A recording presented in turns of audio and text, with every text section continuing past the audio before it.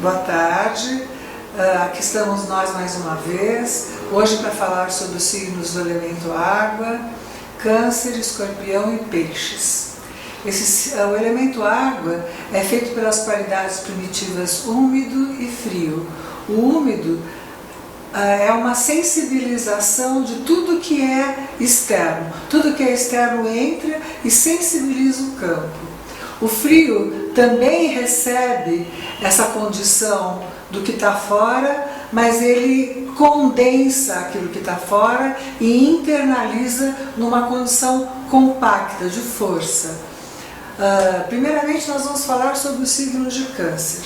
O signo de Câncer tem uma predominância de úmido sobre frio, então ele tem uma sensibilidade significativa com relação ao ambiente externo, mas ele tem uma porcentagemzinha de seco, que faz com que ele se torne também refratário aos estímulos externos sobre os quais ele não está muito interessado. Então ele tem essa condição de refratar aquilo que ele não quer que entre dentro do campo dele. É como um caranguejo que fica na beira do mar e quando a onda vem, o caranguejinho corre e entra para a rasinha.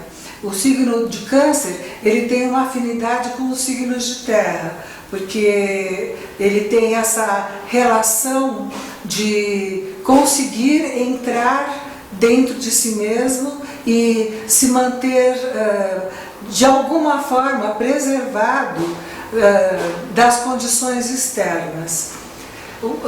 O signo de Câncer, ele é muito sensível à figura materna, à figura da mãe.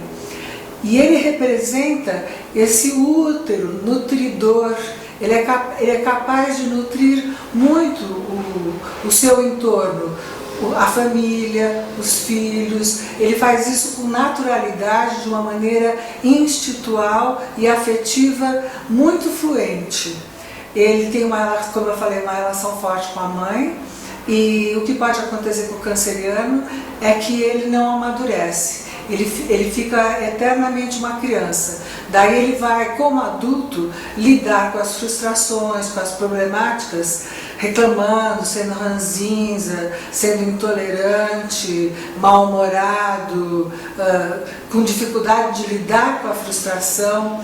O canceriano ele precisa voltar para a condição infantil dele e perceber os condicionamentos que foram ocorrendo durante a sua infância para resolver esses problemas emocionais que ele tem, para que ele possa crescer, se tornar maduro e daí de fato proporcionar essa nutrição da qual ele é capaz de realizar com maturidade, nutrindo com muita afeição, com muita simplicidade, com muita abundância as pessoas que estão ao redor e que podem usufruir do seu afeto e do seu carinho. Vamos então agora falar sobre o signo de Escorpião. O signo de Escorpião tem uma qualidade de frio que prevalece sobre o úmido. Nesse sentido, o Escorpião ele se sensibiliza com relação ao mundo externo, mas ele internaliza toda a informação e transforma ela numa condição bastante compacta. Então, o Escorpião é um signo forte, ele tem bastante força e ele tem uma capacidade de aprofundamento muito grande. Tão grande que ele pode chegar no núcleo do campo da consciência e transformar as energias densas, mal qualificadas, em luz.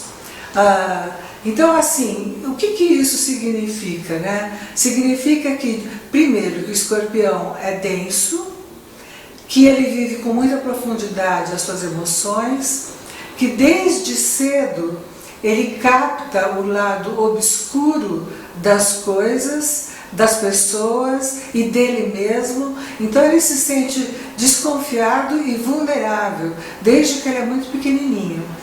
E daí ele vive essa condição muito intensa dentro dele, mas como ele é muito forte, ele controla essa intensidade e tem uma tendência também a querer controlar aquilo que está fora. O escorpião precisa, no decorrer da sua vida, entrar em contato consciente com o seu aspecto mais sombrio e ir paulatinamente transformando essa sombra, essas dificuldades, porque daí ele pode se tornar um alquimista, um cientista da alma, porque ele tem uma compreensão do que são as condições sombrias, que é o que todo mundo tem, mas que não de uma forma talvez tão intensa como o escorpião, que são ciúmes, inveja, possessividade, ira, cólera. Então, o escorpião compreende isso com muita profundidade, sabe como transformar, então ele tem essa capacidade de poder depois transferir isso para os outros. Então ele pode ser um ótimo terapeuta, um ótimo ocultista e com uma capacidade de transcender a sombra e trazer luz para tudo aquilo que precisa de ser esclarecido e iluminado. Então isso é o essencial do signo de Escorpião. E daí nós vamos para o signo de Peixes, e no signo de Peixes nós temos uma qualidade de úmido que prevalece sobre a qualidade de frio. Então o Peixes, ele se sensibiliza com aquilo que é externo e não tem um aporte suficiente para condensar e estruturar aquilo que ele apreende do mundo externo. Então as coisas ficam muito sem forma, sem contorno, sem direção. Então o Peixes, ele é tudo, mas ele é nada ao mesmo tempo. Ele tem muita dificuldade de perceber quem ele é e de dar uma direção para a sua vida.